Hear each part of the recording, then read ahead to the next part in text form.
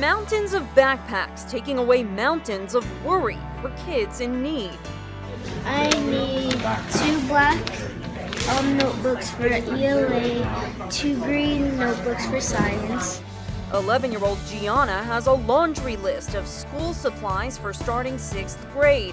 She's one of thousands of kids living in New York City shelters, saved for the school year by Operation Backpack. I was so happy because I know me and my mom don't have a lot of money. The nonprofit Volunteers of America spearheads the year-long project. This is an annual event. The founder of Operation Backpack says more than 250 companies and individuals donate supplies like flash drives and dictionaries.